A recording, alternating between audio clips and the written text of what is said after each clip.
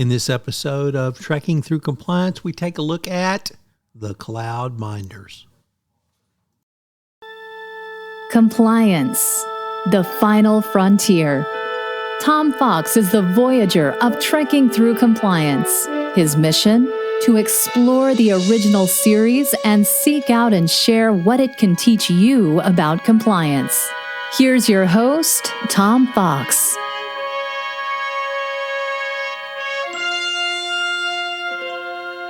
Trekking Through Compliance, Episode 76, The Cloud Minders. In this episode of Trekking Through Compliance, we consider the episode The Cloud Minders, which aired on February 28, 1969, and occurred on Stardate 5818.4. Story synopsis. When a botanical plague threatens to destroy all vegetation on the planet Merrick 2, the Enterprise makes a visit to Ardana, the only known source of xenite mineral needed to halt the plague. Despite the High Advisor, Plasus, requests that they beam to Cloud City Stratos, Kirk and Spock beam directly to the xenite mine entrance, where they are lassoed by xenite miners.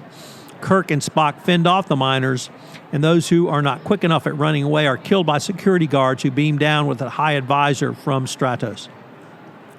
Kirk and Spock are entertained on Stratos until the xenite can be found. During their stay, they discover that Ardana is a divided planet, with the Trogglytes toiling in the cold and dirt of the mines and the city dwellers enjoying the benefits of the Cloud City Stratos. Although Kirk and Spock do not witness the event, a Trogglyte who is captured after defacing artwork in Stratos refuses to reveal the name of the rebel disruptors, preferring instead to fall to his death by jumping out of a window. Plasus' daughter Droxine is fascinated with Spock. She likes his, quote, exquisitely shaped ears, end quote. But the city servant and secret Trogglyte leader, Vanna, has an interest of a different kind for Kirk. She attempts to take him hostage at the mining implement point. Kirk recognizes her from the planet's surface and tries to question her. She does not fully cooperate, but she does tell Kirk that the Trogglytes believe the Enterprise has been sent to intimidate them. He calls Spock and Droxine, who in turn summon a sentinel to escort Vanna away. Vanna screams as she's being tortured with rays in an attempt to learn the names of the other disruptors, and this draws the attention of Kirk and Spock. Kirk is outraged by the torture, and his forceful protest prompt the High Advisor to order their immediate departure from the city. Back aboard the Enterprise, Kirk learns from McCoy that unprocessed xenite emits an odorless, invisible gas which temporarily diminishes mental ability and heightens emotions. Spock realizes that the leaders of the disruptors have all been isolated from the xenite emissions by their service aboard and in the Cloud City Stratos. Kirk proposes that the Trogglytes be supplied with xenite masks, but the High Advisor is not interested. When Kirk violates the High Advisor's ban from Stratos by secretly beaming to Vanna's cell on Stratos, armed with a mask, and offering his assistance in achieving for equality for her people if she will produce the xenite. Xena seems to agree, but takes Kirk hostage after she and Kirk overpower the guard and escape to the mines on the planet's surface. Vanna then forces Kirk to experience life as a Trogglyte and dig with his hands.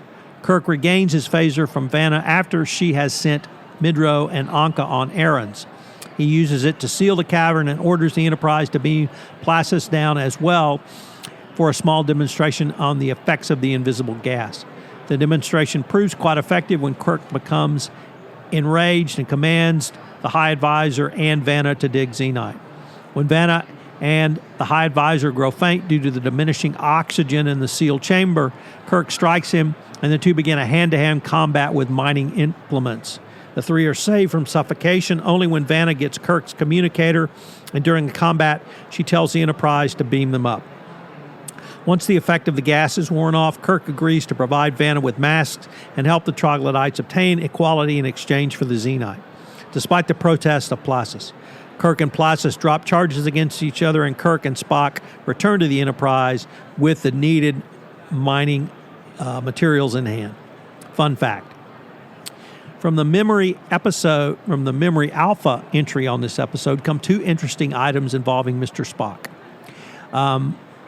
First, it is very unusual that Spock would discuss the Vulcan mating ritual, as he does with Droxine, so casually. In the episode Amok Time, he tells Kirk that such ceremonies are not fit for discussion with outworlders. Similarly, this observation that, quote, we Vulcans do pride ourselves on our logic is uncharacteristic, given that pride is a human conceit. The episode contains a unique sequence with Spock giving an internal monologue, which contained clips recapping the events up to that point. What are some of the interesting tidbits from this episode? Well, the Stratos itself was designed by Matt Jeffries, who drew a rough sketch without ever drawing a final sketch. The city itself was created from green foam, white glue, hacksaw blades, and X-Acto knives. The production designers then chopped up the foam and glued it together and put the final shapes on it. According to John Dwyer, the metal artwork that appeared in the quarters throughout the city was metal furniture, tables, etc. that had been rented from a, quote, a guy up in Topanga Canyon, end quote, minus the glass tops.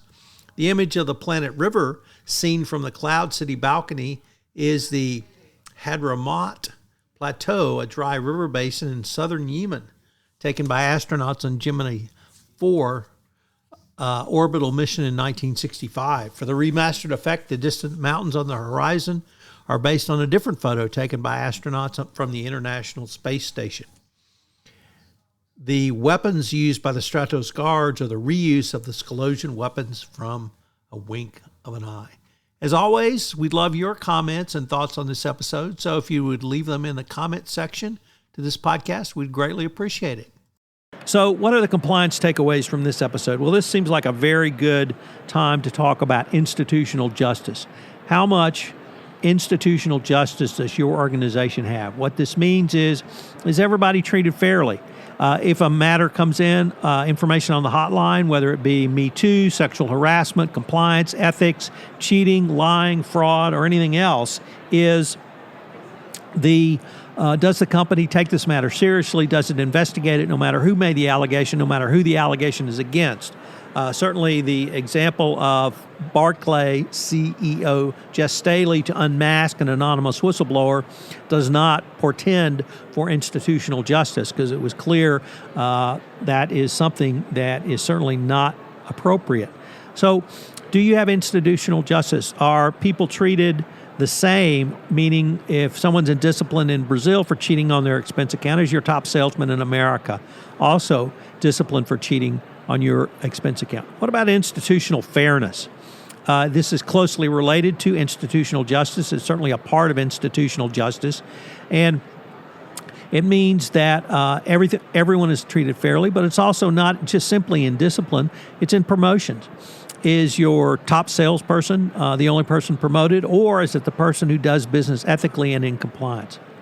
And then finally, how do you even know your discipline is consistent? Do you have records across your organization of everyone who has been disciplined, what the allegations and or facts were about the allegations, and then what the discipline was? It's absolutely critical that your discipline be consistent. And then finally, I would have to add, have you actually ever disciplined anyone for a violation of compliance, ethics, or code of conduct? If you haven't, you really can't say you have a very strong program. Join us tomorrow where we take up all our yesterdays. If you enjoyed this episode of Trekking Through Compliance, you can help it grow by sharing it with the biggest Trek fan you know.